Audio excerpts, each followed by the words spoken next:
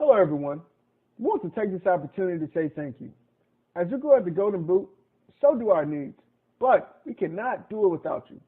We ask that you continue to like our posts, share our content, and subscribe to our YouTube, Facebook, and other social media platforms. You may also visit thegoldenboot.com for the latest merch. If you would like to make a financial donation, you can do so through Cash App at @GoldenBoot or through PayPal at paypal.me/GoldenBoot. We look forward to bringing you more laughs, knowledge, and entertainment. And again, thank you for your endless support. Sincerely and respectfully, the Golden Boot team. The views and opinions expressed in the Golden Boot podcast are those of the speaker and do not necessarily reflect the views or positions of the Golden Boot podcast as a whole. Y'all ready to get rolling? Quiet on the set.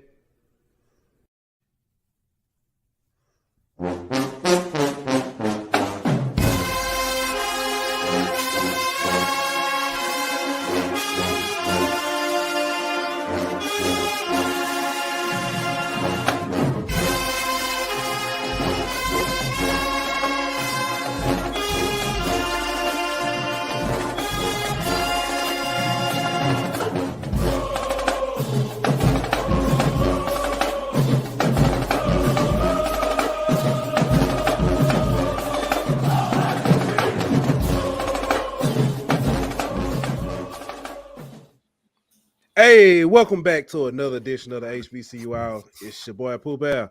I got my guys. I got Aunt Petty Murphy in the building. We got Daniel D. Williams in the building. Yo. And fellas, it's signing day, early signing day. You might as well take the early part off. It's basically signing day. Yeah, it's sign. Well, so can we start saying signing day and late signing day? Yeah, you might as well do it that Okay, way, let's bro. do it like that then. And then you got we got a game to talk about. Celebration Bowl. What a game, what a game, what a game. But on a special day like this, we had to bring in some of our good friends coming back to the HBCU Hour, talk with us. Our good man, I call him Al B. Score, but y'all know him as Jamie Walker, CEO of Coach Work. And then we also got our other good friend. We warned him last time. He decided to come back and, you know what I'm saying, and you know, if he get counseled, it's on him. We gave him a warning last time. But Zach McKinnell from the Bluebloods is back. Fellas, welcome back to HBCU Hour. Thank y'all for joining us. Appreciate you having me, man. Appreciate you. Zach. Yeah, Zach said I'm gonna mute. I'm gonna make sure I don't get But fellas, how y'all doing this evening, man? Welcome. And I hadn't spoken to y'all. Well, I think I take that back. We've spoken in direct message, but hope y'all had a great Thanksgiving and stuff. Hope y'all, Zach, I don't think you got kids, but Jamie, I'm praying for your pockets on this holiday season, because we all know how that go. Man, let me talk about that, man. Hey, yeah, not just that, but my kids' birthdays are December 31st and January 7th.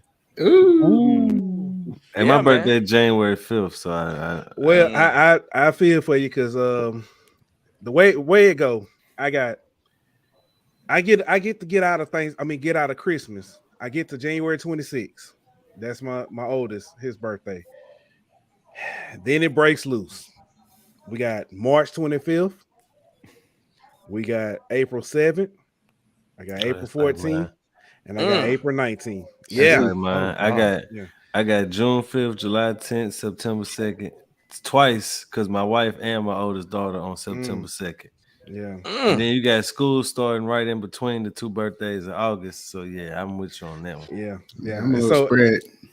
Yeah. Oh, no. See, and my wife is April 19th, so you know, so I have to get the other kids, and then what's left, I have to get got Mother's Day and all that. Then you got Mother's Day and stuff, and then my birthday in August, and it's like, yeah, we know you don't get no gift. Yeah, nobody, everybody. You don't. You know that. Yeah. What is Father's Day? Come on. I'm sorry. What you say, Dylan? Oh, Dylan say he don't forget about me. Okay, thank you. He ain't got no money though. Hey, he don't got no money now. Hey, boy, get he out said here. you, bro. Don't tell my business. See, Zach, that's what you gotta look forward to. Man, that dude right there, character, man. Yeah, but hey, I do want to say this because I know we're gonna get into the Celebration Bowl, and I kind of want to jump on this first because this was kind of on my mind. Hayden Hagler, that's the young man, the tight end who dropped the pass.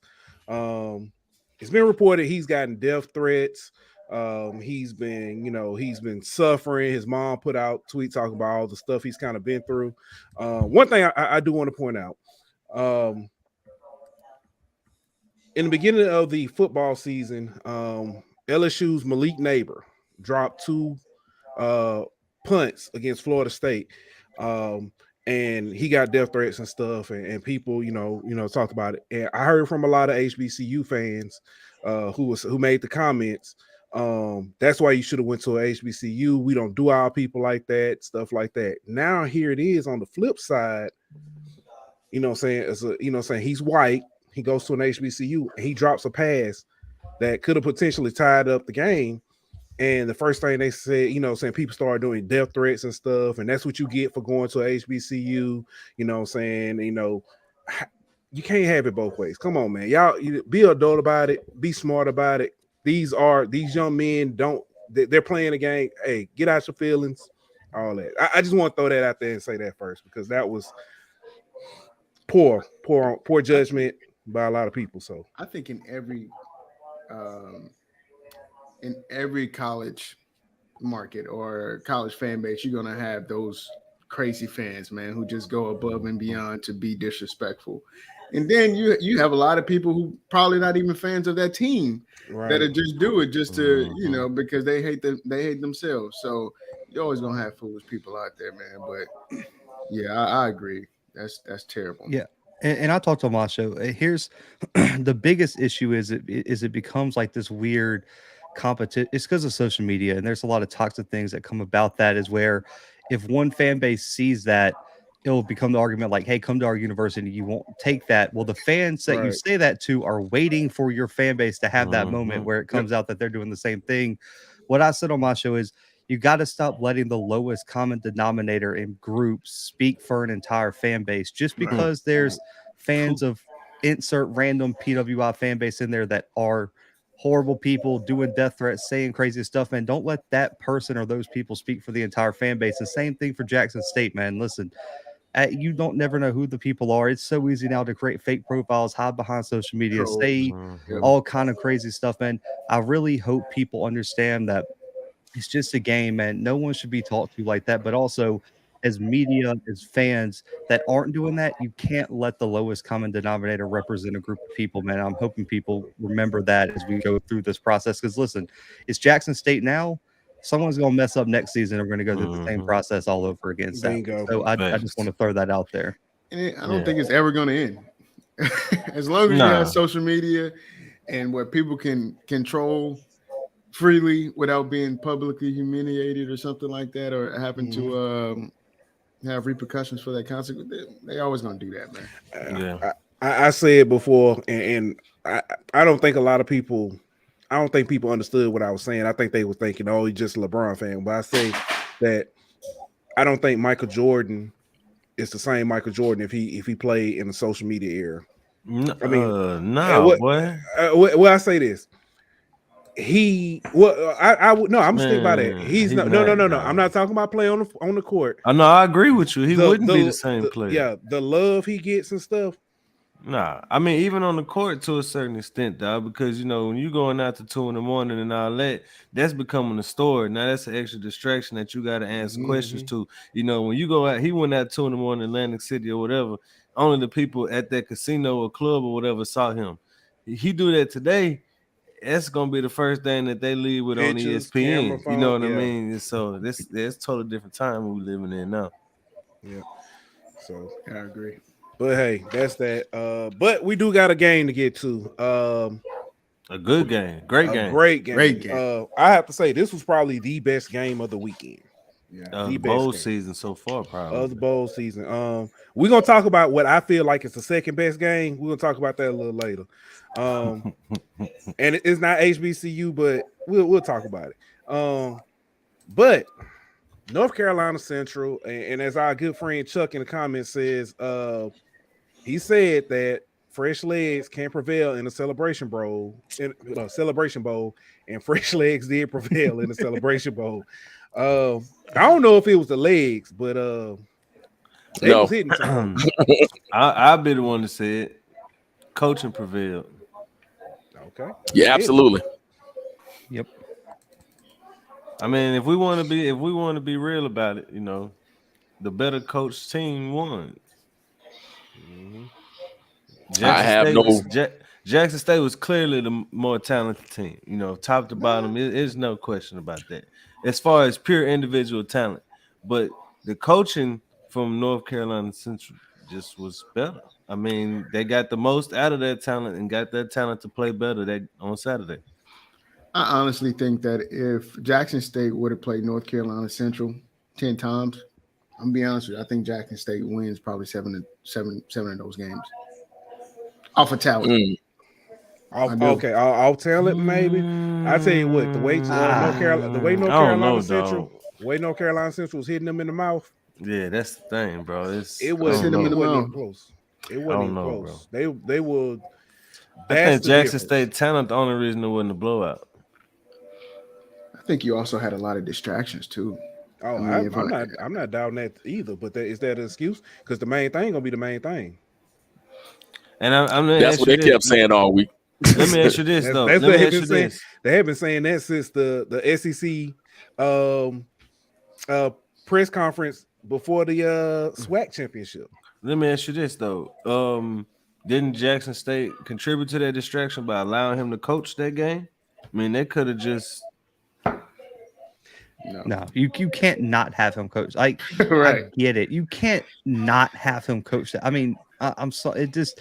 I get your point, but at the same time, if you want to bring up distractions, y'all allow the distractions. Well, because look, there's too many examples of the exact same thing happening and it working. Incarnate Word makes the furthest run in school history to the semifinals with a coach that's been leaving for 4 weeks. Right. North Dakota State's coach was in Kansas State coaching from afar, and they win the national championship when Chris Kleiman took the job. Like, there's too many times where that's happened that it hasn't hurt the team. So I'm not giving Jackson any excuse for that. You got to let your coach who coached all season coach the national championship game, and you went out there and got beat by a good Central team. I think that's the story for me. It's a better team that day. Yeah, along with that. I'm sorry, James. Chris, this is not true. He is still employed by Jackson State. If he was not employed by Jackson State, he would not have been able to coach. So that's definitely not he's true. not an employee now, but he was. Now. Up to that point. They and along with that too. But along with that, you have to understand who Coach Prime was to this team. Mm-hmm. So if he doesn't coach, you think this game gets ugly. That's a good point. That's a good point. The Shador play. Yeah. You know what I'm saying? So I heard, that contingency talk all week about it. And I even, talked about on the show that I don't know as an alum of a school, especially after some things were coming out and kind of some innuendos were given and shots back and forth, would I let him, would I, feel a certain way about him coaching?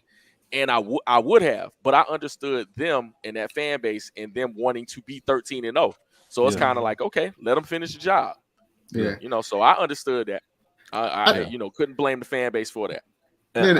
It's a national championship game. How many head coaches are not going to coach in that game? No, I understand that, but I was speaking to your point about distractions, and what I'm saying is he contributed to those distractions. So if they wanted to eliminate those distractions, they could have said, hey, you're not going to coach. But since they allowed him to coach, he was the one who brought those distractions on his team by the comments that was said, the innuendos and shots and stuff that Jamie's referring to. So I'm saying it could have been handled differently, and some of those distractions could have been completely avoided. But by the way that both sides handled it, there was more distractions than necessary. So that's on those two parties for those distractions. I also think the media played a big part in those distractions, also blowing up stories that probably shouldn't have been a story. You know, of course they're going to add some drama to it. I mean, the media is doing their job. You don't give them you don't give them ammo in that situation. I'm glad y'all said that, ammo. Before I get there, shout out to the chat. Renard from Down South Football Podcast. What's up, my boy? It's good. Roderick, I see you in here. He said, "What's up, fellas?" And of course, we already took one of Chuck's comments, but our favorite encyclopedia, straight out of Monroe, Louisiana. And good evening and early Merry Christmas to you as well. But I'm glad you said that about the media and stuff. Coach Trey Oliver, and I was trying to think today. Well, I was missing something. It was the clip, the video. I might be able to pull it up, but he talked about the disrespect that the team received all week for sure. Leading up, all of the he says billboard material, how you don't want to give a team billboard material, but that's all they got because of just the way they were kind of treated by I guess you could say the administration for the Celebration Bowl. Y'all give me a second. I wouldn't even say just the media. Shoot. I mean, the people at the celebration, it was everybody. I ain't gonna lie to you. That's why I came up in the administration. Yeah, I got you. I'm speaking for myself. I came up in here last week and said it was gonna be 42-14. You know what I'm saying, or something like that. So outrageous prediction. It was, but I was disrespectful myself. You know what I'm saying? So I got to come up here. Ooh, man. But when I saw that, when I saw that spread, it was 16, and I'm saying like they must not know. Weekend. Yeah, I won some money. That was easy money, man. Yeah, I put some money on that one. I'm not a big bettor. I put some money when I saw plus 16. I was like, lock it down. Too. I mean, the Clarion Ledger had a dude. I don't remember which writer it was there. Like they predicted like 63-3 or some crazy. I'm like, did you watch a single game this season? Yeah, that's 62-10. Come on, I mean, with that, you just expect Jackson State to walk in and they just automatically win because it's Jackson State. So that you had a lot of people with that opinion. You know, ain't no way Jackson State losing. You know, but to Coach Oliver. Oh, you got the clip? Yeah, I got the clip. I'm finna hold on. Go ahead. Go ahead. But to his point though, like it wasn't. It was more than just borderline, billboard material. It was straight up disrespect to a certain extent. Like whenever he talked about the buses and all that, that's just straight disrespect. Yeah, here it is, right here. My unity, and like I always said, since last week of the press conference, it's so much bigger than me. It's about North Carolina Central University first and foremost. Then it's about the MEAC, and I'm just a piece of it. I'm the spokesman for our program. But I take my hat off to our guys. I love them to death. They had a chip on their shoulder.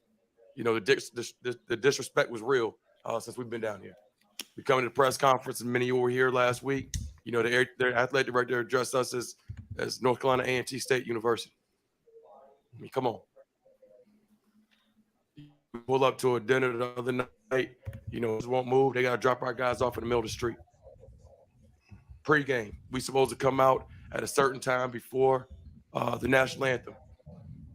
For whatever reason, the other team wasn't ready, so they stopped everything. My guys sat in the tunnel for 10 minutes in pregame, waiting to come out. But it don't matter. It doesn't matter. We're a resilient group. We play good football, and I said that before, and I'm proud of my guys. But like I said, they're going to put some respect in our name in Black College, and I think they're going to do that now. They saw it. They the ones sitting on the bus. They the ones put out in the middle of the street. They saw it. They saw that we were sitting in the tunnel 10 minutes before we come out. Everybody in America has a script that we go by. All right, we play on national television. This is the first time I've seen a script change. So I didn't have to say anything to them about it. We control what we can control. Bottom line. And nothing's given to you. If you want something, you got to go take it. And we deal with adversity all the time, and that's such as life. So we're not gonna sit here and complain about this, complain about that. You want something to change, do something about it. Bottom line. Listen, Zach knows this. Zach knows this more than anybody. Coach Oliver has had that chip on his shoulder since MEAC Media Day, and we were both there. And it literally from a publication picking them out of the top 10, which was crazy, to now he has had that same chip on his shoulder the entire football season. I love it. Yeah, he was I went to 8 different FCS media days, talked to every single coach from all 8 conferences. He was the most confident coach I talked to in the entire country. I talked to GJ Kinney. I talked to Chattanooga's head coach, Furman's head coach, Sanford's head coach. I mean, the list goes on and on. I sat down with him and he said, yeah, we're going to win it. And he said that he thought they were the best team in the country last year at HBCU football. And he said we were 1 play away. And he was like, no one would be talking about South Carolina State.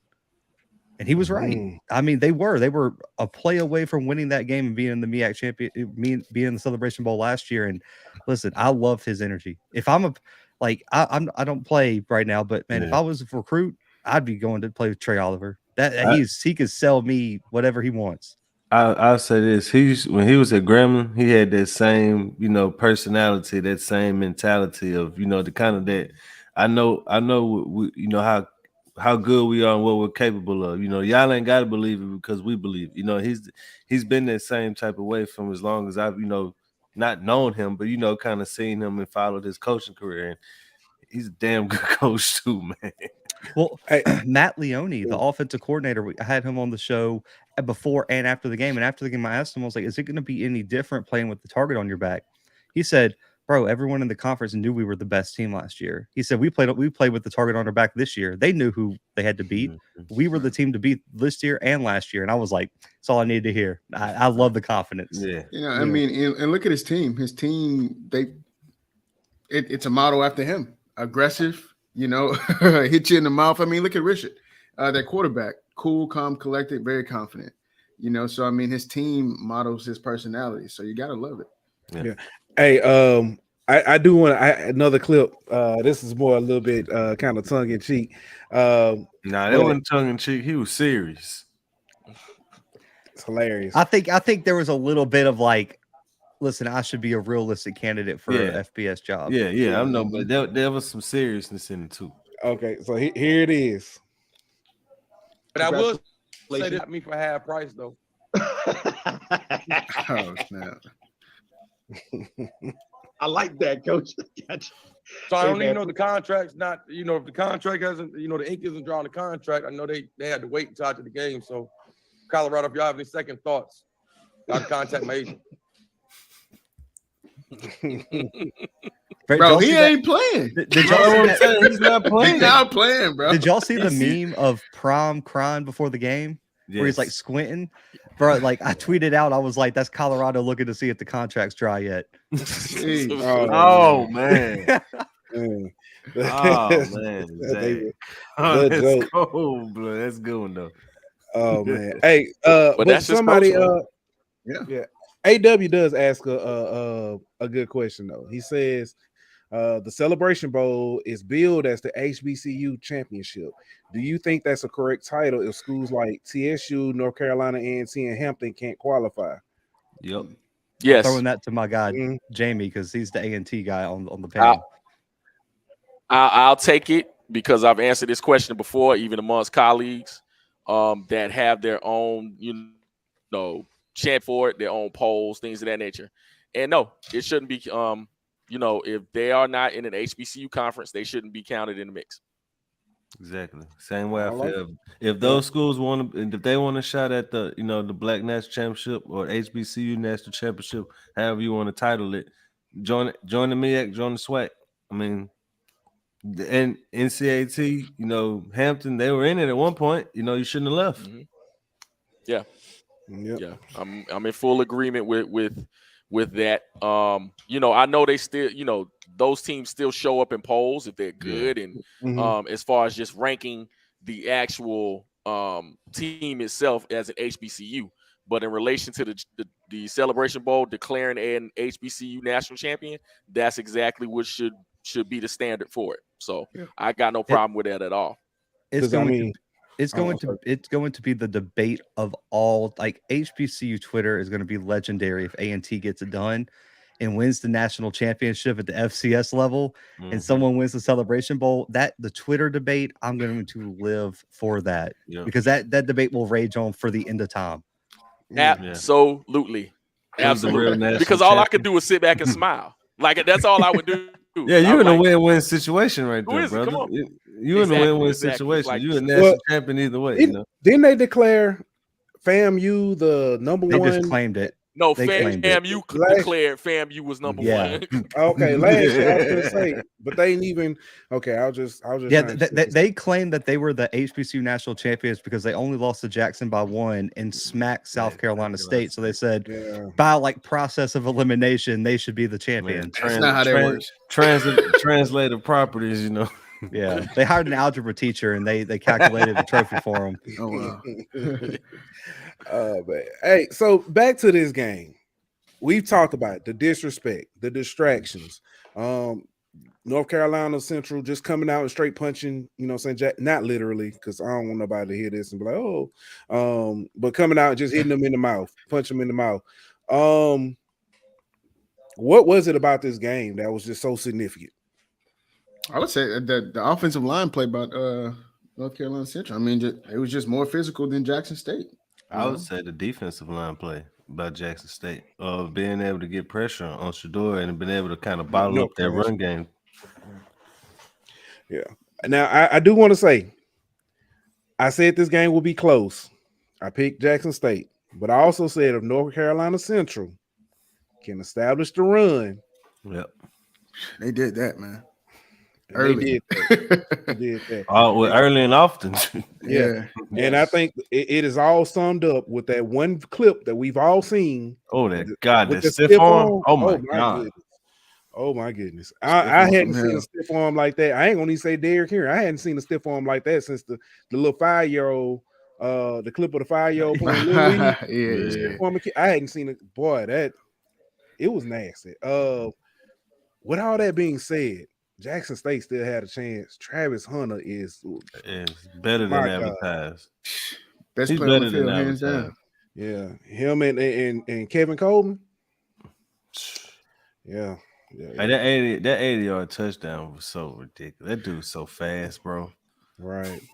Look, I'm gonna be honest with you. Shedeur also, to me, was very impressive. Like, smart with the ball. I mean, the play where he literally the center hiked it quick. I mean, and just the wherewithal to him to get rid of that ball quick, on that slant route was just impressive. A lot of quarterbacks they drop that ball, they just I loved it. Yeah, it's wild. I mean, this game kind of solidified for me him being almost ready to play that next level of competition. I commented on Twitter throughout this game that there's not too many true sophomores that I've seen with that kind of pocket presence. Like him just being able to scramble, keep his eyes upfield, not being able to run, and just dinking and dunking, getting to the open man. That last pass to JD Martin was more impressive to me than even the Travis Hunter touchdown at the end. Like it was amazing. And to hear him in the press conference talk about the situation of football when it came to them needing to get that touchdown to Travis Hunter, knowing what the coverage is, being able to describe it. I'm telling you, it was just, we know that's, Deion Sanders' son. And of course he has training that not too many quarterbacks are going to be able to get. But it was impressive just to see what he's able to do with the football. But he also has the intangibles too, Yeah. And that's something that you just naturally have to have. I mean, it's I'm not gonna say it's a lot of quarterbacks, but there's a few quarterbacks that know what to do in this situation. But being able to drop that pass in a bucket like that, in that crunch time, last play for your season type, that's the next level stuff, man. And I'm with you, like I didn't question, if he could play at the NFL level or Power 5 level, nothing like that. I questioned how good he could be at the next level. And I think Saturday answered that, from the pressure he was. I mean, they was putting pressure on him. He was taking some hits, and for him to stand in the pocket, maneuver the pocket, and still make plays downfield when his team needed him, that kind of answered some questions for me. Right. With this win, the MEAC is 6-1 Owning them. in the celebration. Also, interesting. Shout out to Broderick Fobbs. Not just Broderick Fobbs. Interesting fact.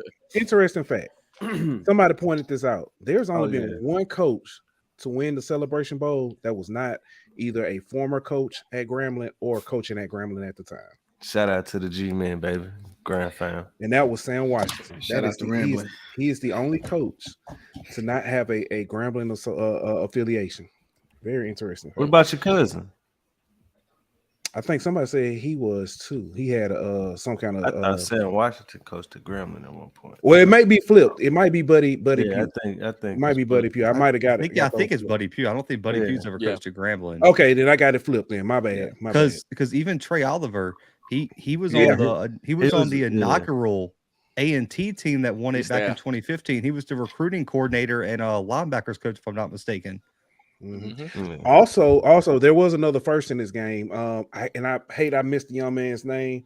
There was the first actual person to win the Celebration Bowl as both a player and a coach on North Carolina Central's side. I can't think of his name.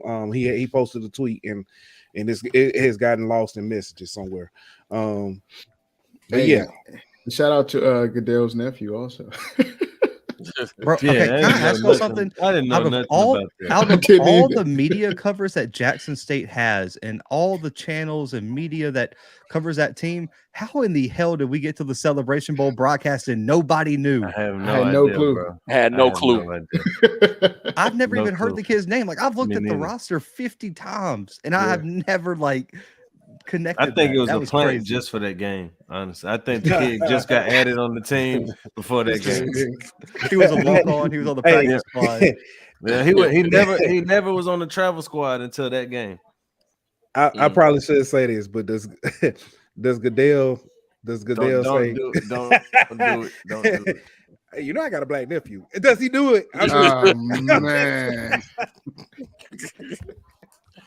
Okay. All right. Back to the question. Opinions expressed in the Golden Boot podcast are those of the speaker and do not necessarily reflect the views or positions of the Golden Boot podcast as a This whole. guy right here, man. The views and opinions expressed in the Golden Boot You got on loop. are those of the speaker and do not necessarily reflect the. They gonna play it twice. Yeah, just in case. just to let you know. Make sure you get the message. Just in case you know, it wasn't me. Hey, Roger, if you do want to come on here and talk with us, we're more than welcome to help you. I mean, come on. Or your nephew, if you want to come talk. Yeah, if your nephew want to come talk. His uncle, you know. Is he in the portal? No comment. We'll move on. What does he play? Right. I don't even know. Good question. I don't even think they gave his position. They were just saying this is Roger Goodell's nephew. I mean, wasn't it like 51? He's got to be like a center. Or Hey, so they were like, "Oh man, you play for Jackson State? What position you play?" Yes. I don't even know his first name. I just know Roger Goodell's nephew. Charleston. Charleston Okay. Goodell. But He's definitely related to Roger Goodell with that name. All right. Charleston. So does he go play for Eddie George now? Like keep it with the NFL tie HB or Hugh Jackson? Like he's just gonna bounce around to the coaches with NFL ties? Well, we know he's part of the Louis luggage. He's going to Colorado. Right. Yep. Prime got a special scholarship for him. Yeah. All right. See, let's keep moving before we say something to get us canceled. All right, six MEAC 6-1 in this game. Is the MEAC the better conference? No, they just got out them Grambling coaches over there. There you go. But no, honestly, that's when you need to play it. Honestly, this is what I think it is.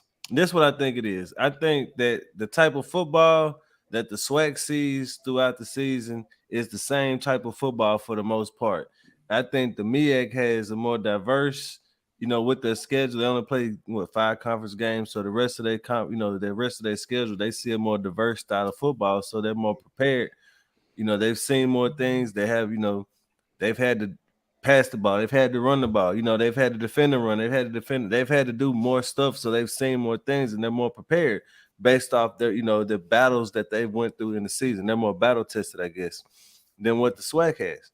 The SWAC is more old school smash mouth. You know what I mean? There isn't much spread. There isn't much difference to it, except for, now recently with Jackson State and some of these like FAMU, some of these other schools. But for the most part, it's the same type of football across the board. And the MEAC sees a more diverse brand of football. I think if you toggle it with disrespect, I think they're going to come in with an edge. I mean, the MEAC is, for people who don't know about HBCU football, the MEAC is second to the SWAC, in my opinion. So I think when you have that, you have guys that come in with a grit. I mean, for people who don't know, who don't know HBCU football, they're going to put the SWAC over the MEAC. I think you're saying that because you're from the area of the country where the SWAC is. I feel like if you was from Virginia, you would say the same thing about the MEAC. I think that's more for your location than it is anything else. That could be it. But I just think, 6 out of 1. Yeah, I would say they play better football. 6 out of 7. 6, yeah. Yeah, but part. But go ahead, Jim. It's one game though, because I'm sorry to cut y'all. It's one game, but it's the one game that counts. Well, also, if we did this last time, if you do the MEAC challenge, they still got the advantage. But and then you could say this because they say the Grambling win, they call it the excessive celebration bowl because the only reason Grambling won is because of the penalty or whatever. No, don't nod your head. A win is a win. But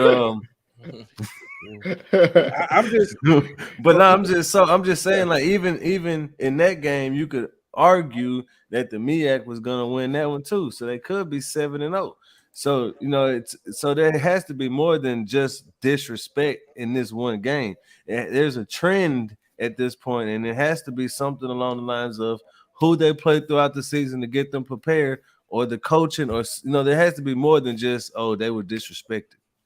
Because the reason I say it's one game because the MEAC SWAC challenge, and then you've got the Celebration Bowl. But if you look at like FAMU beat the brakes off of South Carolina State this year as well as last year. Not FAMU, Bethune played. Was it? I can't remember if they played South Carolina State or who they played. And that game was actually close in the first half. And then they came out of the second half. I want to say it was South Carolina State, and they came out second half and lost it. So I don't know if they're the better conference, but they win when it matters. I might be in like the minority here.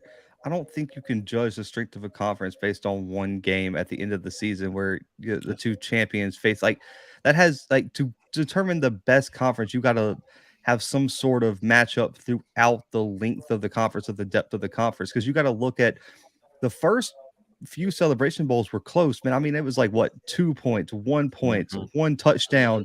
The blowouts have come later. A&T blew out Alcorn State, but they had one of the most electric offenses that you could have brought in there. And then Jacob Roberts went absolutely stupid in that game, and things got away late for Alcorn. South Carolina State Jackson was close until Jackson and just gave up Shaq Davis everything. And then this one was a shootout. There's really only been 2 blowouts. So I don't think like there's this big discrepancy. And I just don't think that, I think it's kind of dumbing down like the depth of the conferences by saying, okay, does your conference win this one matchup? Like, does the Orange Bowl between Miami and LSU determine if the ACC or SEC is better based on the result of that one game? But we know the SEC is better. Miami is ass. I'm sorry. I kind of with this though. I mean, to a certain extent, no. But at the end of every bowl, I mean, they hand out a trophy at the end of bowl season to the conference with the best bowl record. I mean, you know that they have opt-outs and transfers and all kind of other things that play a factor in some of these bigger conferences not winning some of these games. So I think it might not be a end all be all, but I think whenever you don't really have anything else to compare, that's what's going to be used as the comparison. Although it might not be the perfect example, but I mean, what else do you have to go off of? Because then you also had Bama State, who what would y'all put them at, like 4th best team in the SWAC, maybe? behind FAMU. And, I mean, PV or something. Somewhere around 4th or 5th. They're probably a top 5 SWAC team. They beat Howard by double digits week 1. Howard was the second best team in the MEAC. So is the MEAC the better conference? Yeah. Early in the season too. Yeah. Go ahead, Jamie. I'm sorry. No, I think Zach has that right, because just by sheer amount of teams, them having 12 and the MEAC just being 6 football playing teams, it's really hard to gauge. Let's just take Central, who was second, Howard and Morgan Howard. State. You know what I'm saying? And take Morgan the top three SWAC teams. Of course, Jackson State, FAMU. I'll say FAMU by default, and of course, I mean, FAMU technically Southern, Southern's because they was in, but I would put Southern's PV above them. Yeah. So if you look at all three of those, I think you have some close matchups between a couple of them. Morgan State is no slouch. They lost some games this year within conference, but also won some surprises too. Central beat them handily, but I think they're a team that's up and coming. In fact, I think Central shouldn't sleep on Morgan State next year, even though they did beat them down on a Thursday night. They shouldn't sleep on that squad at all, because I think we all did at some point, especially early in the season. And they were just kind of wishy-washy going through the gauntlet, but I think they'll be better. But I think if you look at the SWAC overall, you got some teams that aren't quite up to snuff, especially at the bottom of the conference. So I think the branding has more to do with determining who's the better conference than the actual play right now. Right. Because you're looking, 5 or 6 brands in HBCU football within that conference. So I think that has more to do with it than anything in determining who's better. Yeah. Should the SWAC play more out of conference just to, get more out of conference? FCS, yes. FCS schools, yeah. I think strengthen themselves. To prepare. I don't know how to put it. At this point, because SWAC G from SWAC and the Food brought this up. This was probably the SWAC's best team in decades, probably is one way he put it. And they still went and got hit in the mouth and laid down. He's like, so what do you do? What can they do? I'm gonna disagree with that best SWAC team in decades comment. I'm gonna give it to that Grambling team that actually won the Celebration Bowl.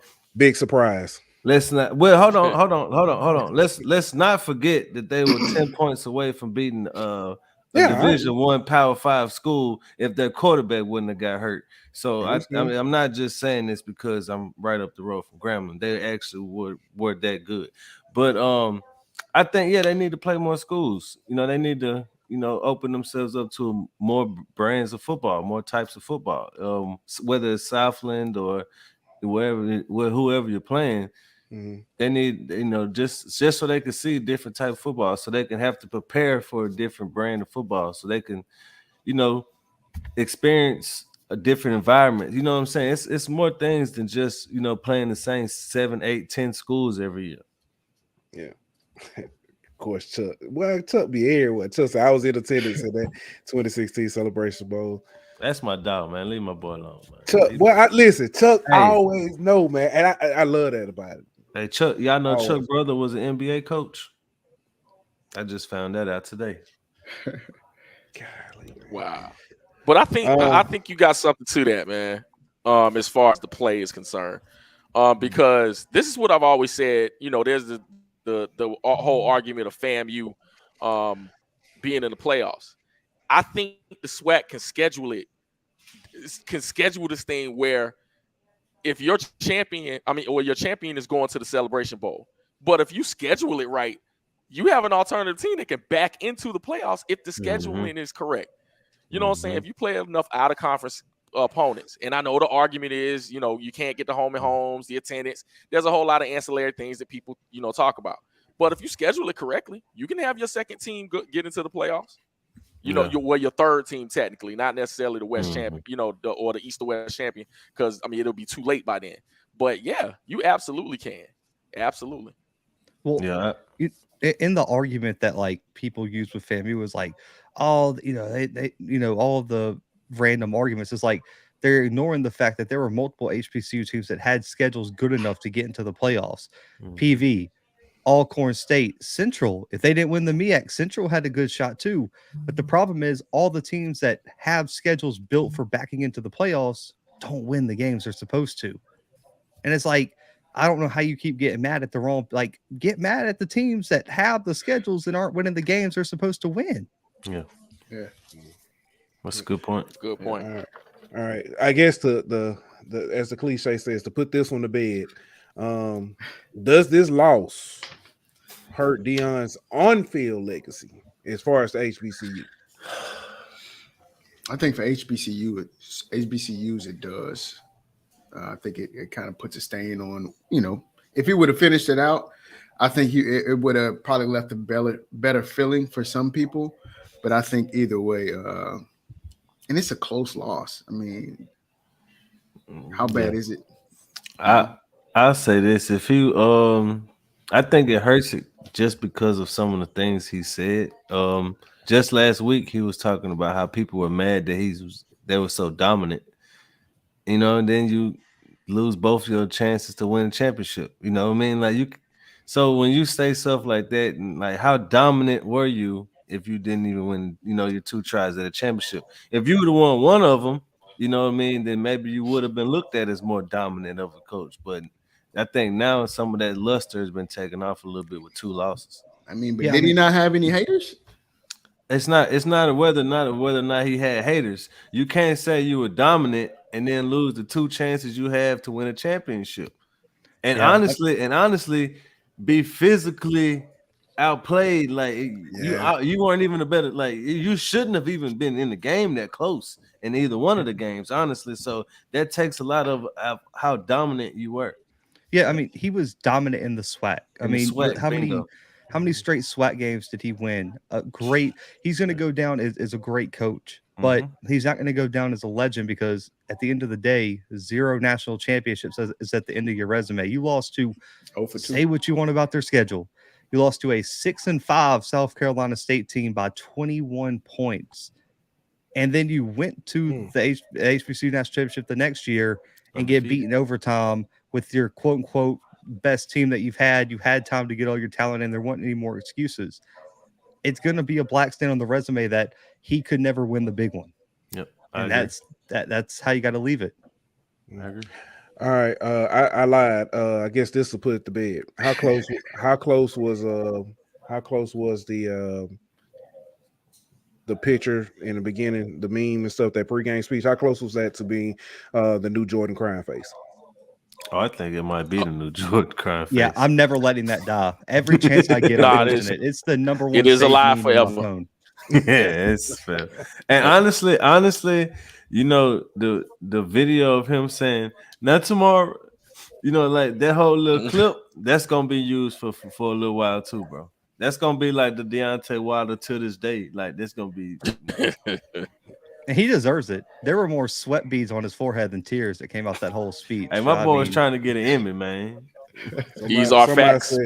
That's the only trophy he ain't got in his trophy case, man. He was trying to get an Emmy.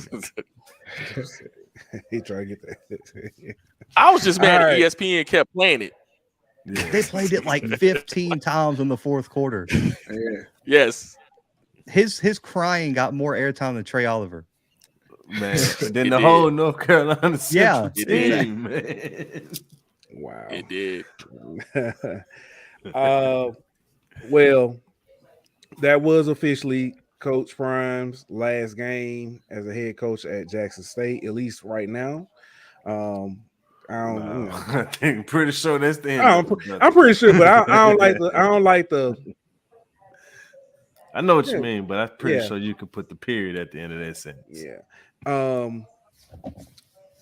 lot of fallout from that. Jackson State has a mass exodus to the transfer portal.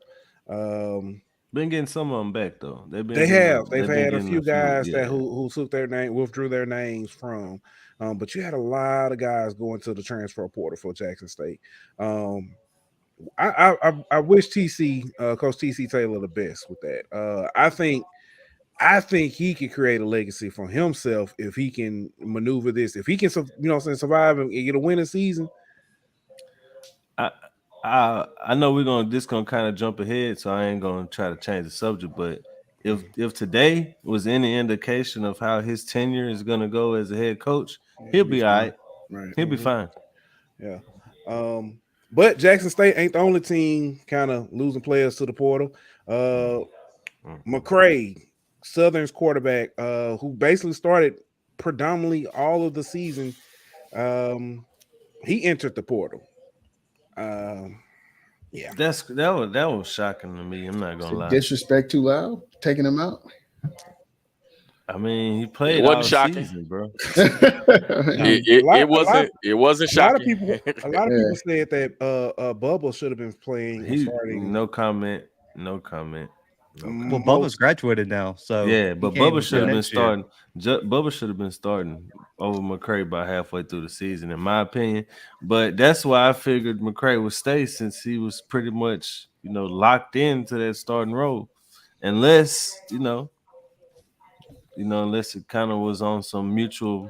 It'll be a mutual benefit for both of us, to kind of start new. Yeah. Well, from what I heard, I think it was a conversation had before that actually occurred, where it may have been a position change coming up for him, because he's plenty athletic. He's just not a quarterback. And so when you need, someone in Dooley's system, you need a dynamic passer that can run as well. And I think the passing part just wasn't there for them to win. If you saw that, like it almost was.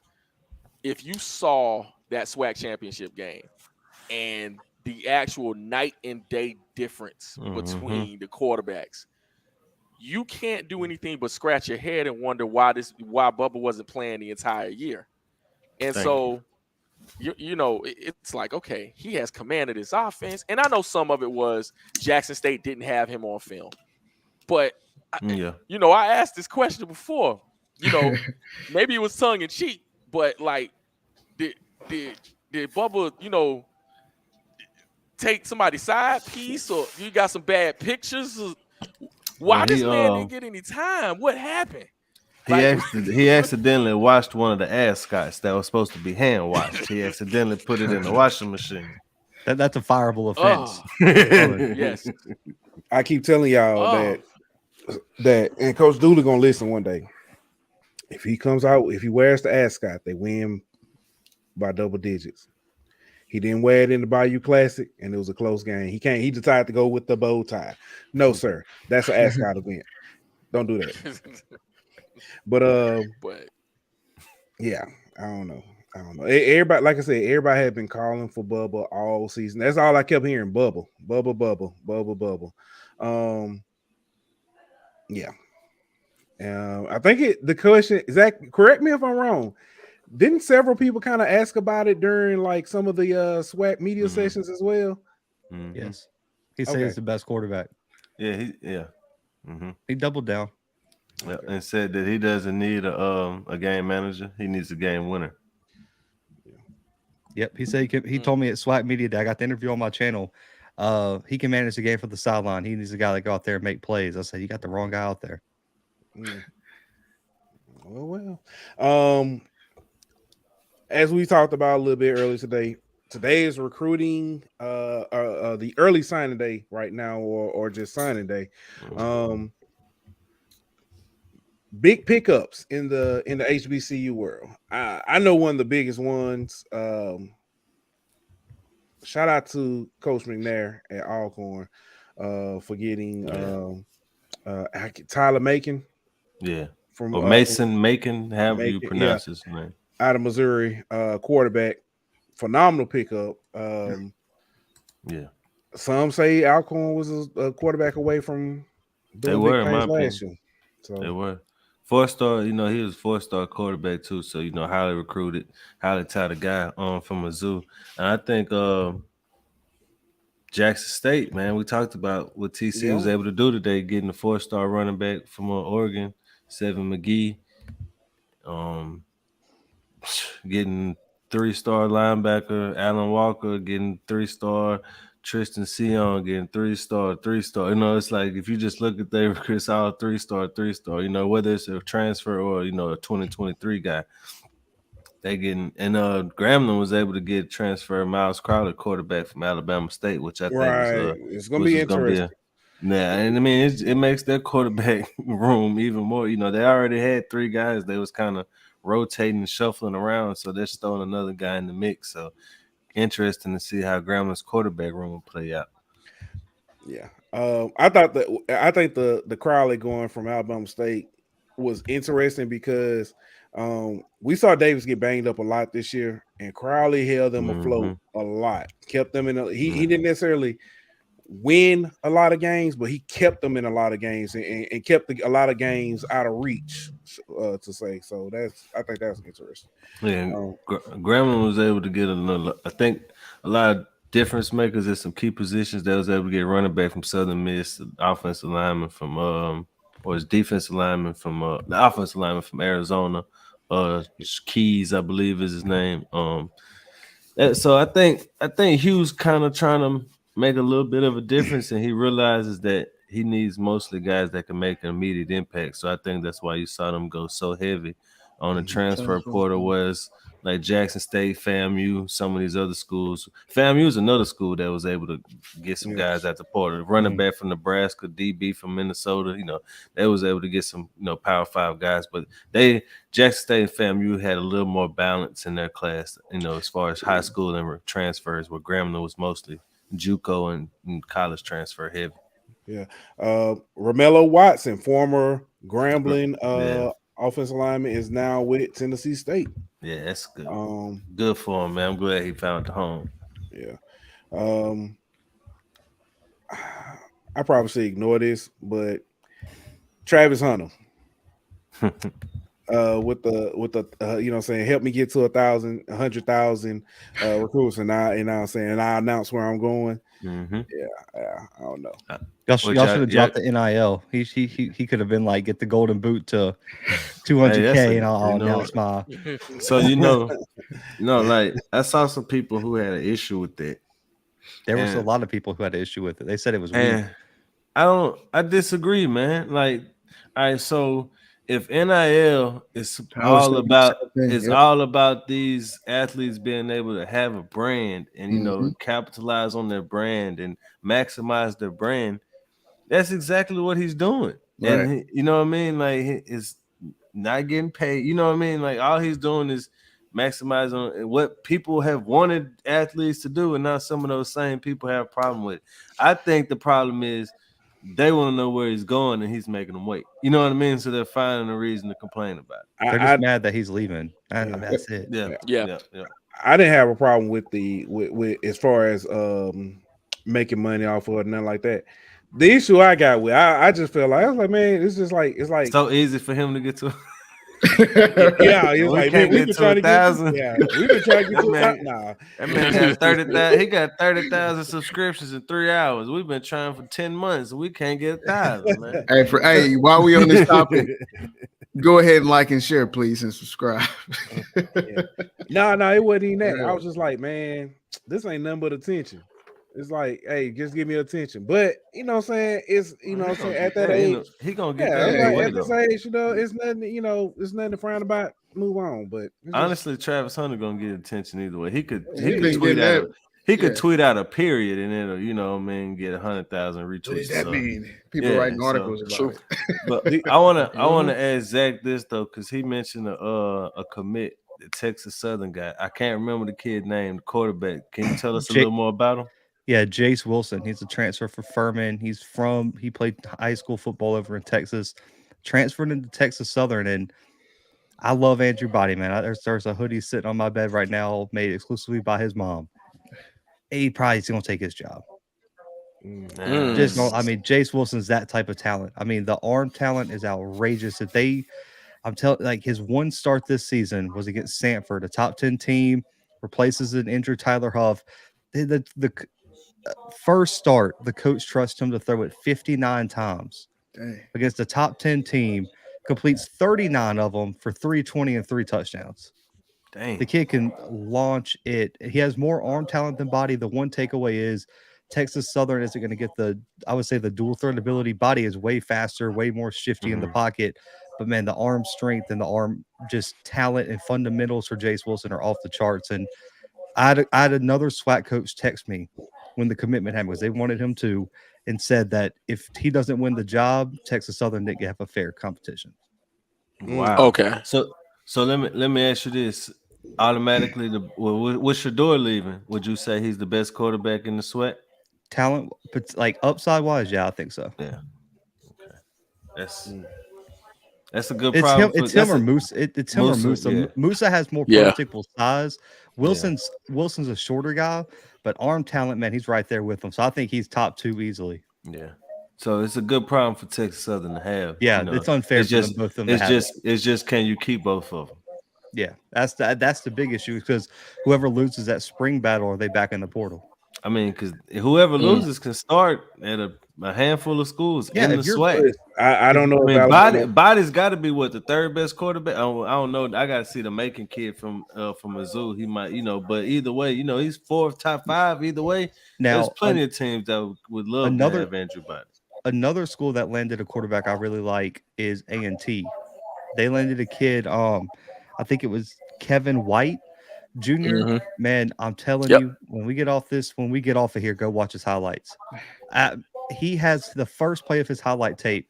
It's a direct quarterback run, and he takes the ball and runs straight to the sideline, outruns everyone, and takes it about 90 yards, and no one even gets within 10 yards of him. And then the next play comes, throws like a 60-yard dot over the top and hits wide receiver in the breadbasket, and he's gone. He's electric. Man, I can't wait to see him play. Man, A&T hit the jackpot with that kid. How they get no disrespect, but how? Like how you land somebody? Listen, it's a system, sir. It is a commitment to excellence. You even got a coach. Now I can't drop the name. I can't drop the names because the person asked me not to. Yeah, go ahead. I did hear they almost had a contract done with somebody. Oh, and it's a former NFL guy, and it is going to be a splash hire if it happens. I'm just going to say that now. Well, y'all heard it here first. Zach McKinnell says that Ed Reed. No, an NFL coach, not player. Coach, coach. Yeah, coach. Oh, okay. I thought I was going to say Cam Newton is now the Brian Flores is now. Listen, I told somebody for them to do this and the timing of what it was, they already had somebody in place. It was already somebody that was in the crosshairs. So it was just a matter of time. Yeah. Yeah. So well. This question I probably should have had this up when we were talking about the Celebration Bowl stuff. The MEAC, we talked about them having 6 members. Should they add more members? Or let me ask you this. At this point, it don't matter. Well, I mean, yeah, who? Because I mean, I think Hampton and A&T have made it pretty clear that they don't want to be there. They multiple different conferences that they've joined. Tennessee State ain't. Well, they can't. You know what I mean? So I mean, who you gonna go get? And you gonna unless Benedict or somebody wants to try to make the jump up. But I mean, that's a different level. Yeah, I mean, that's a totally different conversation at that point. So I don't know who's unless you go. And this is this might be blasphemy. This might be blasphemy, but unless you go after a non-HBCU school, I don't know what you do. That's the only way to do it. Shawan just left. I don't know if that's blasphemy or not for y'all. But no, did they leave or were they pushed out? Who, Shawan? I think it was mutual. They were only there for football anyway. Yeah. And then with the addition of Bluefield State, I think it's just kind of the perfect timing. But what the MEAC has to do is this, man. I think honestly, because it's gone from and we, you had me on here and we talked about that before. I think they're in the catbird seat, and I think due to their goals, they only want to get to the Celebration Bowl and win it. So why exactly do I need to add anything besides maybe increasing my profile for media contract purposes, or something of that nature? I honestly believe, just hearing Commissioner Stills, that those 8 basketball teams are a little more important than those 6 football teams. I was just about to say, you got to realize 2 teams play basketball only. My bad, James. Oh, you good. But yeah, I think if they are able to, because there were some talks, preliminary talks and, some conversations with Chicago State, which makes no sense at all in certain senses. But if you add that to a basketball league, maybe, you add a couple of squads and increase that, because just think about the money that's involved in basketball, especially if you can start playing good enough to get into those 12 and 13 seeds instead of, playing at the bottom seeds when it comes to the tournament, or if you're playing in that first 4, you still get some money. You still get paid, especially if you can win a game. So I think their revenue from that standpoint, they're just fine. And think about, would you rather split money with 12 or split this money with 8? Yeah. You know what I'm saying? Oh no, go ahead. Now, I was about to say, not to mention, you talk basketball. If you some of those Copper State and some of those teams out of the MEAC are good enough to make the NIT and some of those smaller tournaments, as well as having the team make the actual NCAA tournament. So you're able to kind of double dip and get double the money as far on the basketball side for the conference. Absolutely. You got big basketball brands in that conference, even though it's small. Howard's a brand in basketball. Norfolk State is a brand in basketball. Central is a brand in basketball. So, they have that going. So if they want to keep it small, because I know we always look from the vantage point of football a lot of times, but increasing their Olympic sports and things of that nature, if that is their focus, they can very well do that. But I don't think that their football media, and I'm just talking about as far as broadcast media, as far as getting deals and things of that nature, can't be but so big just due to the sheer size of the football schools playing. And there's always conferences ready to poach the remaining football squads that they have. The Howard conversation wasn't just a conversation. I firmly believe that was almost a thing. So they have to watch that too. But, right now, hey, give kudos to Commissioner Stills. They're still winning Celebration Bowls and doing well in basketball and, keeping it afloat. Yeah. And I got it on very good authority from my CAA guy that Howard thing was about 24 hours from being finalized, and they're going to make another run here in the next year or two. And the NEC is about to throw a bag at Delaware State Morgan. They want those 2 schools. So they already play baseball up there. And so they want to bring those football programs. So the MEAC is still the hunted in terms of teams being poached. Somehow they still get a better media day. But yeah. But I tell you what, Commissioner Stills actually said something interesting. I don't know if you know Kyle Mosley of Sports Traded. Was talking to Commissioner Stills, and she said something real interesting. I don't think enough people caught. She said they're trying to build their infrastructure to where teams, and I'm paraphrasing it,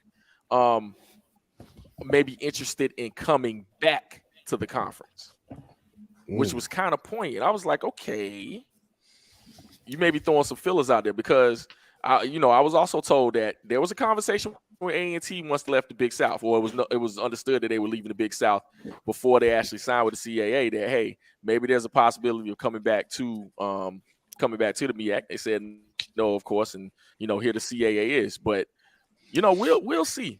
I'm not counting the MEAC out at all. Let me ask you this: could you see a possibility where either one of the Florida schools come back, leave the SWAC and go back? No. I don't think it makes sense logistically for them to even. No, it doesn't. All right.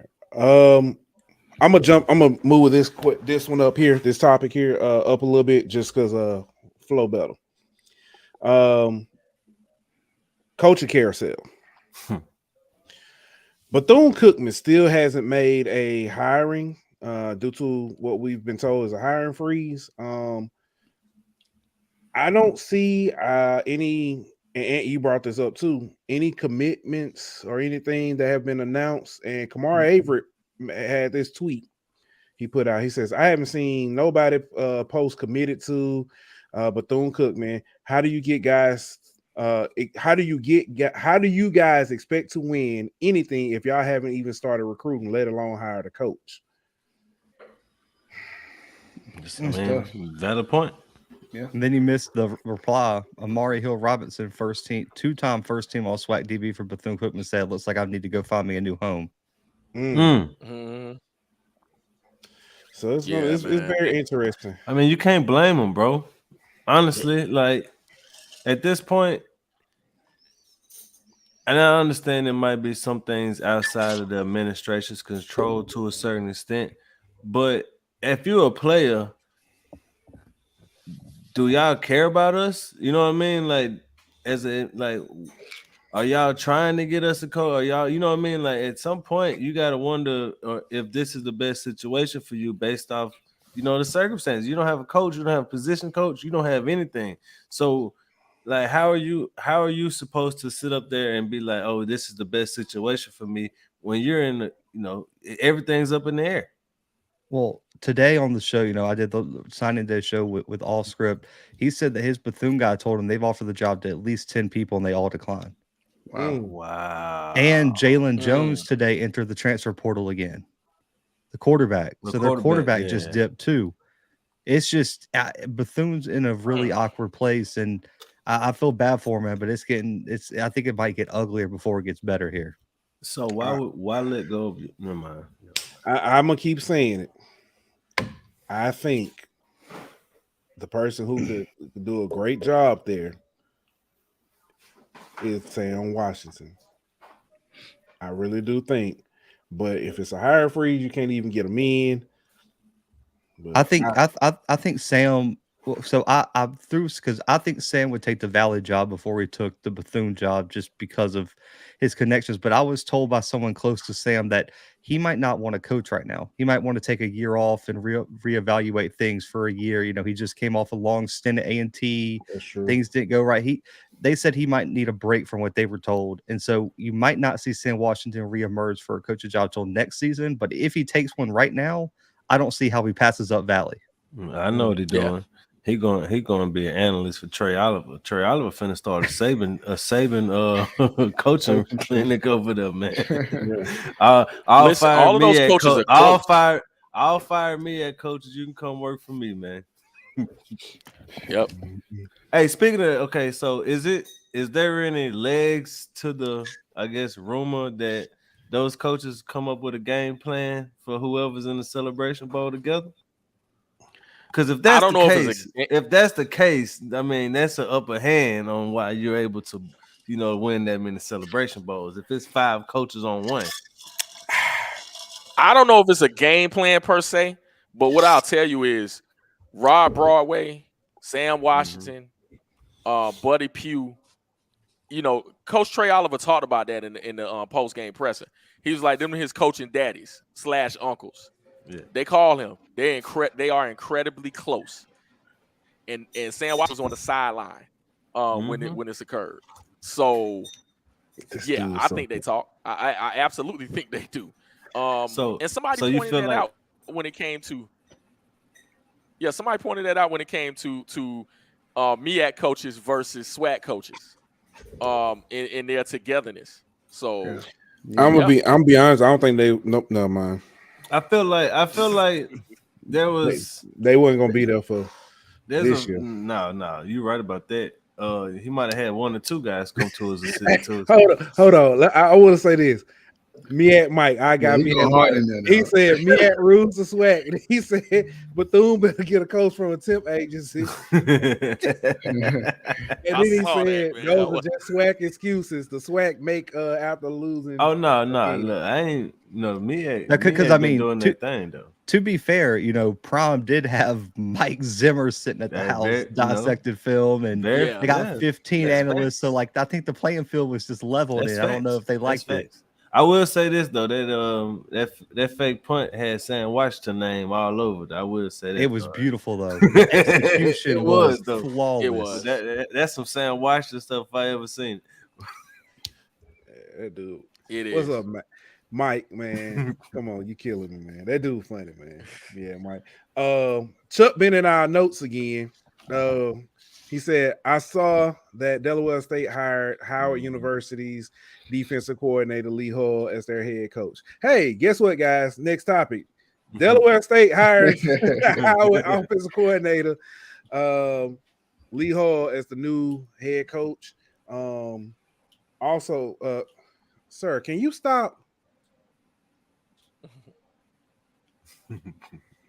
About to take his butt off. I got scared. No, man. I keep telling y'all, I'm selling a 6-year-old. Price is negotiable. I don't want much. But Coach Carousel with that. Albany State also hired former Memphis offensive analyst Quinn Gray Sr.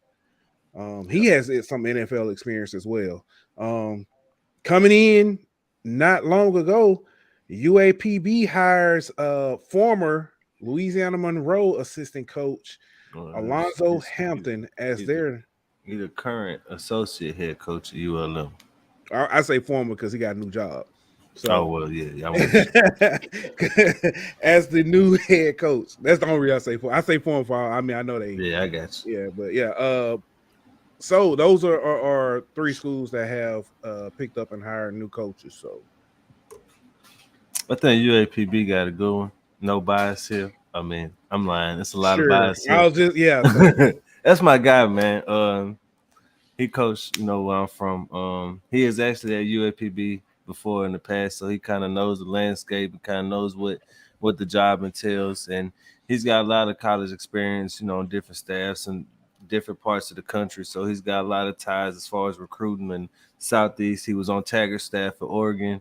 So he's been a little around the country a little bit, and he's a guy that he kind of, like I said, he knows what it takes to win there. He was there whenever UAB was, late 2000s, before the 2010, 2011, whenever they made their run at the Celebration Bowl, not the Celebration Bowl, but Heritage. Yeah, the Heritage Bowl. So I think he's got a tough road in front of him, but I think if they give him time and support, I think he can get that thing turned around a little bit. I love the Hull hire, by the way. I think that's probably going to be one of the more underrated hires of this offseason because it doesn't have like the flash name. Mm-hmm. But if you remember, the last time Morgan State was good was under Lee Hull. They went all the way to the FCS playoffs when he was the head coach over at Morgan State. I think he was the head coach there for about 2 years. Mm-hmm. He can coach. And the one question I do have is, can he recruit that area? Because if you're going to be a successful head coach at Delaware State, you better be keeping local talent and developing young local high school talent up in that area. That's the one question I got for Hull. He has a little bit of experience. Morgan's not that far up the road.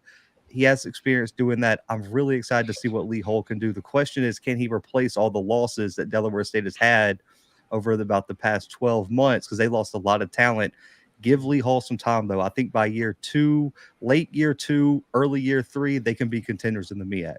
Let me ask you a question. Pardon my ignorance, but what is the recruiting area of Delaware State? Is it like New Jersey and like that area? Yeah, it's all those like northeast states. Like you got to compete with the Sacred Hearts, the Monmouths, whoever else you want to throw up in that northeast region, the Delawares, and even like the DMV area. Villanovas you got to go down and recruit the DMV area too. So you got to beat some of those Virginia schools, and even North Carolina, a little bit of South Carolina. You got to work the East Coast region. You got to work that Northeast region, and there's a lot of talent up there. Even Pennsylvania is an underrated state for recruiting. You got to go recruit Pennsylvania if you're up there, and that's something that I don't think some of the MEAC coaches have taken advantage of, because there's a lot of talent in Pennsylvania, and a lot of that Pennsylvania talent either goes to Penn State or it goes across the country somewhere.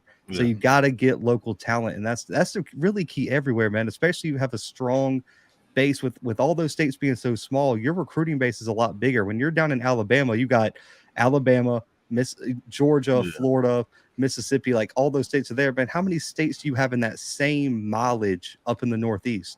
Yeah, that's a good I mean, point. you can recruit so many more places. That's going to be the key for Lee Hull for me. That's a good point. All right. Totally agree. Totally agree. All right, Jamie, this is more towards you. Go ahead. North Carolina A&T. Are they cleaning house? Or digging a hole? Because they've got rid of three coaches in the, I forget the time span. I think Ross left before in Ross last 6 left months. last year. Yeah. Ross left before this in the summer.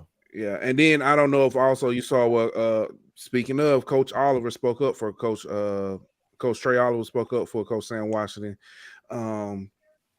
in a brief message talking about how it was wrong, how they fired him and and everything. So but I know you're our resident Aggie man. What I think is the Chancellor has a vision. If you saw kind of the interview, and not a lot of people did with a couple of people before the Aggie Eagle Classic, talked about what kind of advancements in money that will be thrown towards the athletic program going into the CAA. And so I think there's a specific vision for how football, basketball, and other sports will be run. To kind of go with your question, I think it all depends on perspective, because if they are not competitive, and me and Blue actually had an interview, we talked and chopped up about this, and I based what this last year in the Big South would be going into the CAA if A&T was, kind of just in the middle of the pack or at the bottom of the Big South. How in the world would they go into the CAA? Well, I feel a little bit better about it, but it's still a tough haul going into this new conference. So we'll see how that goes. But I think the firing of Sam Washington has, and really based on the timing, has everything to do with a specific vision more than it does Sam Washington in general. Now, there were some people in the fan base that complained about, the team's lack of discipline in certain fronts. The way they played that game against Gardner-Webb, was that staff ready to move to the next level when it came to going into much tougher competition overall, with definitely more teams going into the CAA. But I think it really just depends on how they approach going into the CAA, whether or not it's digging a hole, because I would say half the fan base is still lukewarm to the idea of going to the CAA. I'll say personally, I wasn't necessarily a fan of it, but just based on the Chancellor and based on the powers that be, I understood why they were doing it and what the new goals were, or what the goals are. You got a 4-time, Celebration Bowl winner, and even before that happened, they were looking for some new challenges and thought that the school could actually, be a contender within that conference. So it just depends on what the Chancellor feels. And I mean, it's not necessarily the AD's call. Let me tell you something. The AD and Sam Washington were close. That came from an executive position, whether or not Sam Washington got fired. And that's what happened. Let me ask you this. Do you think that part of you, like you mentioned, y'all won all those Celebration Bowls and you were looking for a new challenge. Do you think part of the move was to try to get in the FCS playoff? Oh, as far as moving into a new absolutely. Yeah. The playoff, that was a stated part of why they changed conferences. Do you think the coach has to do with that? You think the coach has to do with that? Do you think they want a coach who's more aligned with the CAA and kind of knows the lay of the land, so to speak, a little bit better? I would hope so. Yeah, I believe that. I believe that was the case, because whoever this hire is either needs to be a dynamic mind in relation to coaching, or somebody that comes, if you're hiring a college lifer, someone that's been in the CAA. Yeah, absolutely. All right. I got one more question before we get. Well, actually, let me say this first. The Legacy Bowl coaches have been named. It's Coach Trey representing Team Gaither is Coach Trey Oliver and Coach Richard Hayes from Fayetteville State. On Team Robinson, you got Coach Berry from Benedict College and Coach Dooley from Southern. So congratulations to them. I'm looking forward to that game. But go ahead. I was there covering it last year, man, and I had an absolute blast. And so now that he's gone, I can say it because I was told not to say it while he was still around. The goal with the Legacy Bowl was to have the SWAC championship coach and the MEAC championship coach on opposite teams. If y'all remember, Willie Simmons was there last year. It's because Prime turned it down and said he didn't want to waste his time down there coaching. And why do you think he's not there now again? And Southern's coach is there because Prime ain't there. Because he ain't no SWAC coach no more. No, yeah, exactly. So 2 straight years that Legacy Bowl had an idea and it couldn't come to fruition. Well, I'll say this though. I feel like it might. I don't want this to come out the wrong way, but I don't care. I feel like they might be better off the way it worked out. Oh yeah, Willie Simmons was amazing down there last year. Yeah, KJ Black, like KJ Black made a huge impression last year on a lot of people with how he coached that game too, because he got there and now he had the opportunity with the Rams. He kind of leveraged that opportunity and the NFL HBCU fellowship that he did last year in LA and leveraged it for that job. And man, he's killing it up there. And I applaud KJ Black. Yeah. I think Anton Sewell was down there as well. Defensive coordinator from Morgan State. And I'm telling you, like it was, a bevy of just high level coaching that took place down there. So yeah, it was great. Yeah. I think they got 2 coaches in Simmons and this year in Dooley who want to be there. You know what I mean? Yeah. So just by that alone, you're better off. And also last year, I don't know, I think Jamie was down there as well. Man, Buddy Pugh had so much fun that week. Like you could tell Buddy Pugh loved being down there and talking to the guys. And you could just tell the team was buying into even with it just being an all-star game. And I think Trey Oliver is going to have that same effect. Oh, Trey Oliver's going to have some people running through a wall down there. Oh, yeah. But and let me piggyback off that real quick. I know we're kind of winding down, but Buddy Pugh's been through a journey with South Carolina State. The state of South Carolina took so much money away from them academically during the Nikki Haley era, and they really couldn't do much recruiting out of state. They had to be, almost local.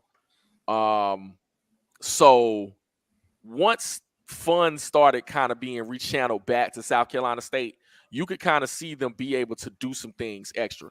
And Buddy Pugh just had, the time of his life in the last 2 years. Really just, winning Celebration Bowl, having that recognition, going everywhere. That school is starting to get what it deserves. All of our institutions, a lot of times, are underfunded and, haven't been funded to the degree they're supposed to. But now that this kind of reemergence and resurgence of HBCUs are coming back, you're seeing a lot of stuff just being able to happen and just basic stuff. Coach Pugh and that staff, man, give them kudos. They were doing, I'm not gonna say the whole term, but they were making, chicken salad for real out of chicken poop. So yeah, absolutely. All right, I got a question for my guy Zach. We talked a little bit. I said the Celebration Bowl was the best game of the weekend so far, or at least bowl season. The second best game of the weekend, Incarnate Word versus North Dakota State. I know that's not HBCU out, but that was probably the second best game of, at the time it was the best game. So I'm asked this. How long has North Dakota State been cheating? So for those who hadn't watched it, Incarnate Word actually they had several chances to win that game. Yeah, they did. 4 turnovers. Still lost by what 3? Lost by I think it was 3 or 4. Yeah, Lost it by was 3. 3. It was 35-32. Yeah, North Dakota State was given a fumble recovery. That I actually reached out to listen. I got some connections up there. I got an explanation from the ref, and they did technically call it a fumble. Like there was a big misconception on social media that they didn't call it a fumble, but the fact that the ref on the field didn't call it a fumble, for it to be overturned, there has to be an immediate, clear recovery. And the fact that North Dakota State and the Incarnate Word guy were fighting over the ball, rule could not give the ball to Incarnate Word. So it was a correct call by the replay officials, is that there was not a clear recovery for Incarnate Word. I saw a clear recovery, but we you know what I'm saying, that's let me ask you this. So we're talking about the FCS playoffs. And I know you don't got the clip, Pooh, so don't worry about it. Yeah. But Coach Oliver's comments about North Carolina Central, playing in the Celebration Bowl instead of the playoffs, and it being the right decision based off the amount of exposure that they're getting and the amount of money that they're getting. And I think he made a comment saying, like, do you even know who's playing in the semifinals this weekend? Exactly my point, And so with that being said, do y'all think that there's ever a situation to where the FCS playoffs tries to kind of look at their format and maybe tries to find a way to incorporate some of these other schools? Like, because this year they're playing on a Sunday because ABC dictates, and so it's just based off the lack of attention and the lack of, I guess, relevance or importance the FCS has, with the amount of attention and the eyes the Celebration Bowl gets every year. Do you think the FCS tries to capitalize off that? So I will say this, and Jamie can back me up. The only year that both the Celebration Bowl and the National Championship were both on ABC in the same year, the FCS National Championship outperformed the Celebration Bowl on TV. Okay. This is the first. Yeah. This is only the second year ever they've both been on ABC. It's going to be real interesting. And FCS playoffs got a lot of help because you got one of the biggest rivalries in FCS football in North Dakota State. So that game, I will be shocked if that game doesn't hit 2.3 mil. It's going to be right there with the Celebration Bowl in terms of TV viewership. I'm telling you, it always has when it's on ABC. And Oliver, I get Oliver's point because he's right. Financially, it doesn't make sense, but bro, he knew it. Everyone knows who was playing in the FCS playoffs. He was just trying to make a point. I ain't gonna lie. I knew Incarnate Word, but other than that, because you could flip it too. There's a lot of fans that aren't HBCU fans who didn't know who was playing in the Celebration. Right. You could flip. Like, he was trying to make a point, and I get it. It was funny. But like, there were some FCS fans that took offense to it and was like, bro, no one knows who North Carolina Central is. And they're right. All the teams in the playoffs outside of maybe Incarnate Word have a bigger brand than Central. Yeah. And I think there was a lot of people that took offense to that. I didn't care, bro. But he's right. And listen, me and Jamie talked about this on the show multiple times when he was on for A&T. The playoffs are going to undergo an overhaul in the next few years because there's a lot of ADs that are now stepping up to the plate. North Dakota State's AD, Montana State's AD, North Dakota's AD. There's a lot of big level ADs that want to see it make more money and also renegotiate the TV deal. And that's coming on the way. And they want to get out of Frisco. It's very like, I'm telling you, the game this weekend, if you've watched FCS football, they could sell out a 40,000 person stadium. But if they had this game in a bigger stadium, but they're capped at 25K because it has to be played in Frisco. It's going to come. Me and Jamie have talked about it. TV deals are going to be reworked. The bidding process for the first round is going to be reworked. There's a lot of changes coming. But the problem is with bowl games, everyone's like, all you have to do is make bowl games. Like, people forget how hard it was for the MEAC and SWAC to get the Celebration Bowl approved and on the grand stage. Man, do you know how long it would take for the entire FCS to get approved for X amount of bowl games? You would have to get every single bowl game approved by the NCAA, find sponsors, find TV deals. I mean, you're talking about an overhaul that would take minimum, what, Jamie, 5-10 years? Absolutely. Yeah. For the whole FCS? For the whole thing to be overhauled. Yes. Yeah. It would. And the crazy thing about it is people always give these blanket suggestions about here we can just do this. It's like it doesn't work that way. Contracts and money and stuff are within all of those things. But along with that, I fault no one for either side when it comes to what they want. There's some people that want consider more competition. There's some people that say monetarily it doesn't make sense. I think you're all right. I think everybody's right in that sense, because whatever financial sense or whatever sense makes for your particular school, I agree with. But to say this is just going to happen, and Dr. Cavill, speaks on this. Kenyatta Cavill speaks on this all the time when it comes to the business of sport. You can't just say, all right, let's just go and do this. It would be nice, but it doesn't work that way. So, yeah, Zach is completely right. There's talks within this because people are starting to acknowledge the financial, lack thereof when it comes to the FCS playoffs. Yet there's still games because there are people that are interested. I'm looking at the FCS playoffs, but I understand also that the bowl game gives money to HBCUs that they wouldn't get in the FCS playoffs. Yeah, because like the most frustrating thing for FCS people is that, because I've talked to some ADs and everything, they're like, and some other fans, and it's like, bro, every time like HBCU media, and listen, I love HBCU game day, HBCU sports, every time they get a chance to take a shot at the FCS playoffs, they do. But if the shoe was on the other foot, what would that narrative be? If FCS media consistently just attacked the Celebration Bowl, because they love to write articles about TV viewership and, how this weekend, we were on ABC and we got all these views. It's like, yeah, the games were on ESPN2. Like, I got you. But y'all had a game on ESPN2 just a few weeks ago in the SWAC championship, and every single FCS playoff game has been on ESPN2 and has outperformed the SWAC championship by a lot. The North Dakota State game did over 750,000 more viewers than the SWAC championship game. Dang. It did. And you can't play. But there was never an article. But there was never an article about it because they don't want to report on that. Breaking news: Travis Hunter has committed to Colorado. I'm gonna come back shocked. Hey, he must have got to 100,000. No, he did. He got to 100,000 before like 4:30. Man, I really thought he was going to UCF. Man, I thought him and Shador were going to go to UCF and turn things around there. God, man. FAU, that's what he was committed at first. Oh yeah, man. God, man. But I do have one more question.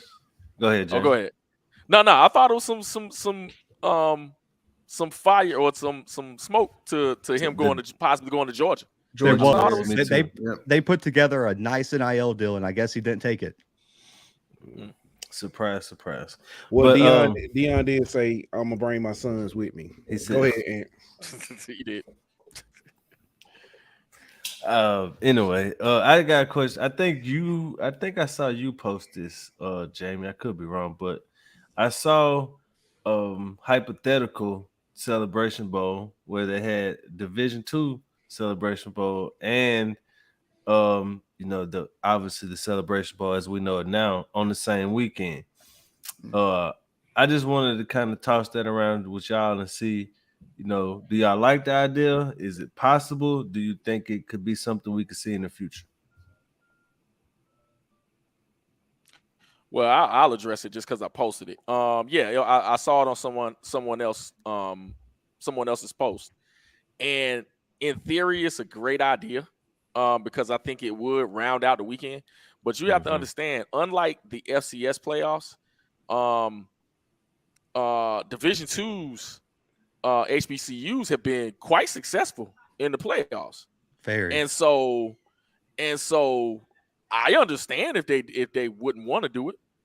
Just based on everything. You look at, Bowie State, look at Winston-Salem State for that matter, being there and not too long ago. So I would say hit or miss. I think it would be just a cool weekend of football or a cool day of football, depending on how it goes, because you're talking about the same geographic footprint and the same just crowds. I mean, because imagine, let's say, hypothetically, Morehouse gets in there. Clark Atlanta gets in. You know what I'm saying? Like something like, I think it would be awesome. But D2 HBCUs have done well in the playoffs. So, I understand why they wouldn't. What if it was something? My bad. Zach. What if it was something kind of like the bowl tie-ins for FBS, to where the second highest, or whichever SIAC school doesn't make the Division II playoffs, then they get the automatic tie-in to the the D2 celebration bowl. That way you can still have your shot at the playoff. You know what I mean? But you would still be able to have the D2 playoff. I'm just throwing out. I like the idea. No, I like the idea, but if they have, which I think they would, if you would do something like that, an actual payout, then why would the champion go to the playoffs? Pay it out to the conference and let them split it. Okay, with something like that, hey, you never know. I mean, I think that could be worked out, but I like the idea. The idea. I mean, it's all semantics that at that point, you know what I mean? But just. Well, how many teams got in from each? Because 3 HBCUs got in the D2 playoffs this year? Yeah, and they put them all in the same bracket. No. They put it was in the black bracket. Yeah, it was the black bracket. Yeah, it's regional. I know. It's regional. I'm joking, but it was funny that I was like, "Oh, we got HBCUs in here." Yeah, because we talked about it on this show. Yeah. I was like, "Oh." So yeah, they know they need to switch that up. Put us out there with Colorado School of Mines, bro. They got some dogs out there. Hey, I watched that game. They got some dogs out there playing for the Mines. Yes. Hey, I didn't even know that was a school, bro. But if you be in the mine all day, you got to be a dog, bro. Hey, I mean, that was a beautiful stadium too. It was. By nice, the way, absolutely. The view around that stadium is gorgeous. I mean, if you a miner all day, they could at least give you a nice stadium to play in. There you go. Hey, the student section too was on point. I was ready. All right, fellas, wrap this up. We getting close to Christmas. Top 5, and you ain't necessarily got to give all 5, but top 5 Christmas songs. I'll go first. I'm a Grinch, so as the older I get, the more relatable the Grinch has become. Shout out to the Grinch. But it's only like 2 or 3 I got. One is obviously the 12 Days of Christmas. Not the original one. Y'all know which one I'm talking about. Yeah, Quad City DJs. Exactly. Let It Snow, Boys to Men version. Okay. And I had one more. I can't even think of it now. I can't even think of the third one. Yeah, it slipped my mind. But yeah, it's funny. You say you're a Grinch. Listen, my wife hated me saying this for years. I would openly say, it's only 2 holidays I care about: Mardi Gras and our anniversary. I used to say that openly. Thanks. But I do have a Christmas playlist, so I do. We know. Oh yeah, I'll send it to y'all. But who want to go next? Hey, I left a store the other day because they was playing Christmas music. I told my wife I wait in the car. For real. Now I got one in this random, but I don't know if y'all ever seen The Perfect Christmas on BET. But Charlie Murphy, he's kind of like a P. Diddy spoof. And he has a song called The Perfect Christmas. Hey, that song go hard. You messed up whenever you started watching movies on BET. Man, it's a classic, man. Hot Water Cornbread. Man, the only movies that come on BET is Uncle P with Master P. And the repeat of Baby Boy. Thanks. I'll go. Man, I got a couple. Because I'm from North Carolina, I don't know if you ever heard this song. It's something called Bonquisha and Otis, and it's like a parody of something, man. It's crazy. It's native to being there, man. But I've heard it for 20 years. You just got to look it up. But my fave is the Temptation Silent Night rendition. Oh, for sure. You know what I'm saying? People don't even know the name of the song. People don't even know the name of the song. Silent Night. Listen, I've already said. I told him. I said it's not Christmas until you hear "In My Mind." In my mind. I've played it on here several times. That's a classic. Well, yeah, man. Yeah, I'm like Ant-Man. I don't even know if I can name that many. Like, bro, I'm not in the like. I'm with you. Mardi Gras is like my favorite holiday. I've been putting that in yearbooks since I've been in elementary school, high school. That's my thing. Right. Okay, so I'll stitch on myself here. So my grandmother's Cuban. She's from Cuba. Okay.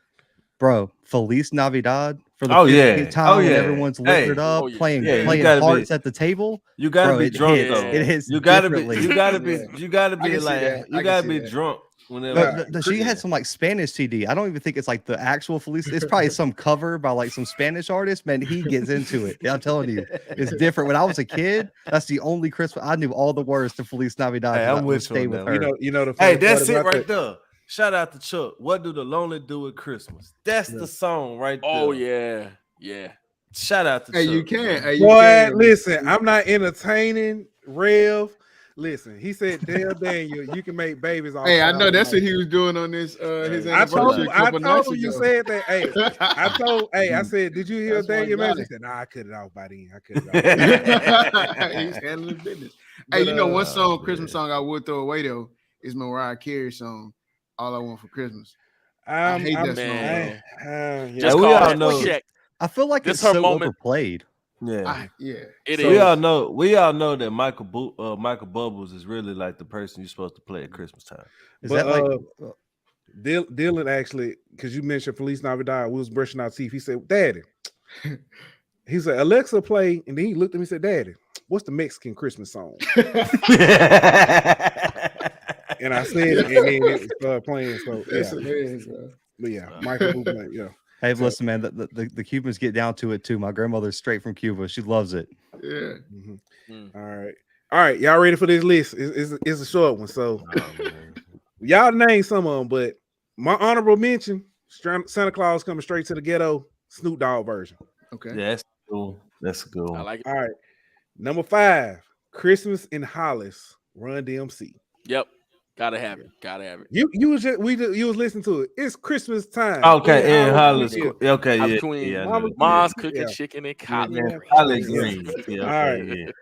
Number 4, Santa Baby with Rev Run, Puffy, Mace, Salt and Pepper. Nah, you lost me on that one. Santa Baby ain't that about Marilyn Monroe?